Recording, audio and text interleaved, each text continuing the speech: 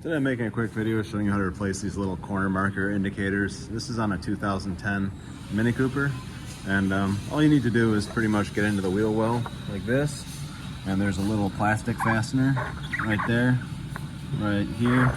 See if I can get it set up where you can actually see something. There you go.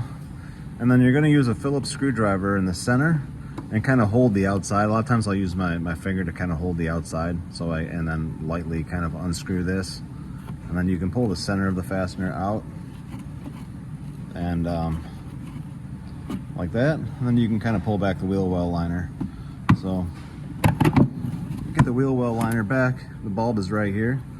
You pretty much just unplug it like that, just push in the little tab here, and then you can take this and just rotate it. You can rotate this counterclockwise 90 degrees and then pull it straight out. So here's the bulb. Pretty easy to do. This bulb pulls straight out, so you just pull it straight out like that, stick the new one in the same way. I'll put the part number for the bulb in the description, and then push it back in just like that, turn it 90 degrees and put it back together. So pretty easy to do.